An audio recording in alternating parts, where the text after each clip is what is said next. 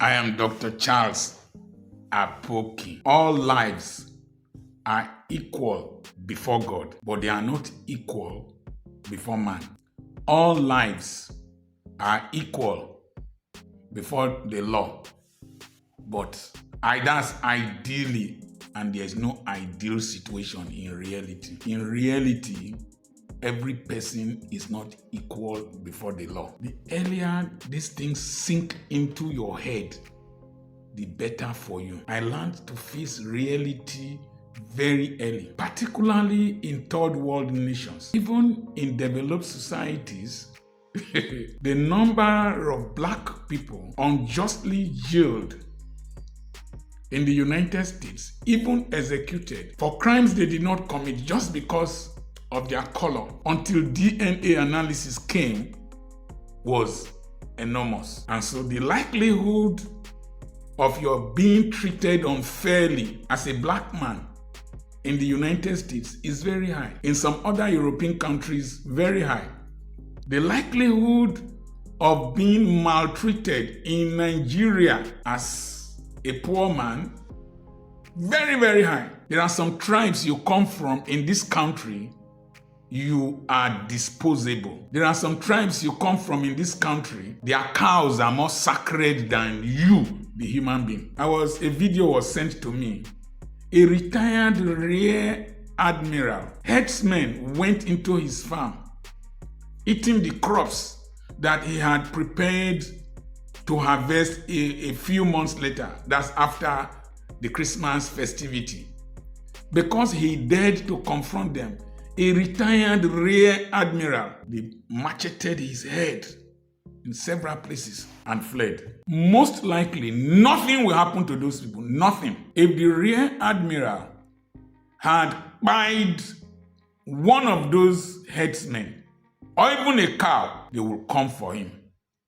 They will pay for it. That's the reality of this country. The reality of this country. And the earlier you realize it, the better for you. I went to give a lecture to a group of accountancy students in Port Harcourt on the 7th of December.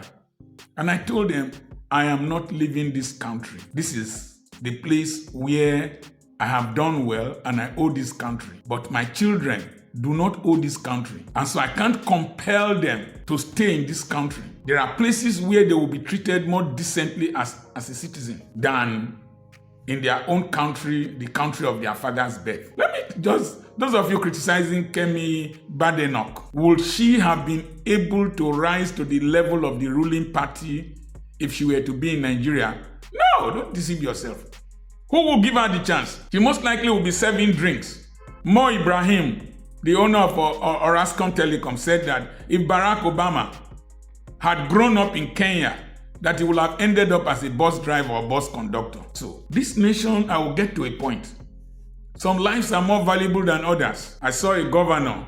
He took his two sons to go and visit the president. One lady came up allegedly that one of them was wearing a Rolex wristwatch that ran into millions of naira. Rolex. Young boys, they don't have any tangible business, just like their father. Politics is their business. No tangible business. Nothing they have really done. Went to see the president, and their father carried them past a long line of hungry Nigerians from the same tribe, most likely from of the president. Those people, disposable, the wretched of the earth, while the oligarchy. The next thing is that I want to sympathize and extend my condolences to the governor of Jigawa State, I hope I'm right, who lost his mother, then lost his 24-year-old son in a road traffic accident. Oh, all the governors, vice president, every person were struggling over each other to go and do condolence visits. Nigerians. How many Nigerians have burnt to death, been crushed, been kidnapped? How many people have lost sons in awaiting trial? Men. ATM, in correctional centers.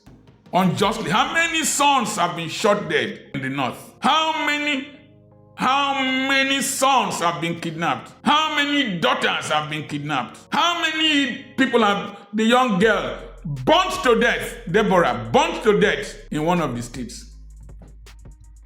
All lives are equal before God, but not before men, not before Nigerians. The judiciary in this country, they are placing their in-laws, their daughters' in-law, they are placing them in strategic positions, while the children of the talakawas like us are struggling to even have a posting. NNPC, they are replacing the hierarchy with their children. In politics, and they are replacing, positioning their children, positioning them properly.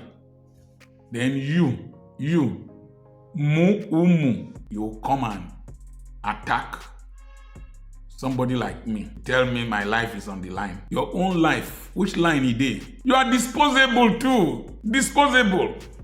I've had a better life than you. You come and they pay some of you to open YouTube channels and be attacking me. You are disposable like trash. Bashar al-Assad carried his family, allegedly carried money, gold and the rest things, Otilo, Osarelo, Ogbaloso, Afereyan to Russia. Meanwhile, some of his soldiers that fled to Iraq were returned back to Syria, and I saw them shivering in the cold.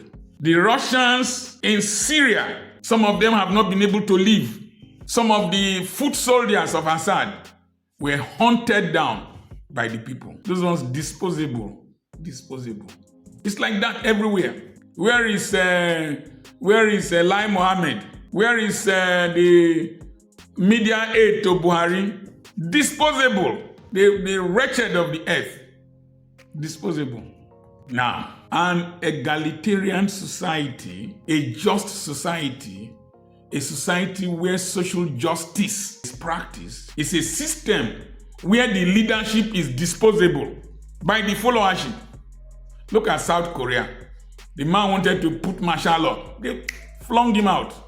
His replacement came, flung him out by the power of democracy of the vote. And you in this country, you sell your votes. You vote according to tribal lines. You vote according to religious lines. You vote according to regional lines. You vote according to party lines. You vote according to the trail of money, of plastic buckets, of mat, of a mudu of rice, of beans. That's why your lives are of no use. Disposable to the rich. This is a country where somebody will tell you, I will make you disappear. And because you are disposable, you will really go and apologize to him so that you don't disappear. I've been seeing videos of my Igbo brothers going home, long queues of vehicles. And somebody rightly commented that all this talk about the economy is not affecting Igbos, that there are many people suffering in the East. And it is true. But what intrigued me is that I saw a convoy of cars, 2 G-Wagons, several other cars, going to a village in the East.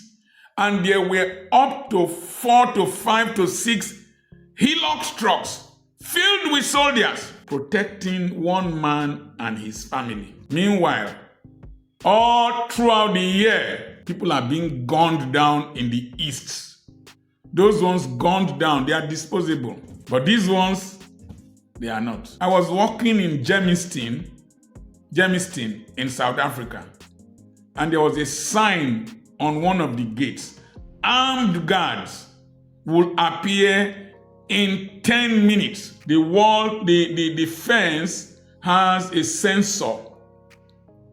Immediately you cross the sensor, an alarm will trigger, the security company will hear, and in 10 minutes they will be there. So that man does not need to become a minister. He does not need to be a governor. He just has once you can afford the payment for that security company.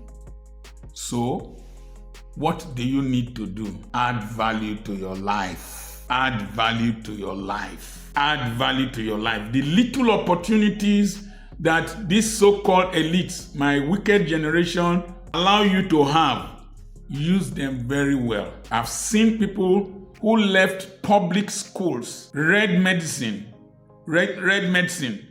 became prominent lawyers, became prominent people from public schools. I've seen people who attended Nigerian universities and they have built companies. I've seen those who did not have much build their lives. People who didn't go to school much. I'm not condemning education. My dear brother, Dr. Cosmos Maduka, Zitinosin Motors, and Chisco, they grew up serving people, but they maximize their opportunities. We're entering a new year. You are getting older.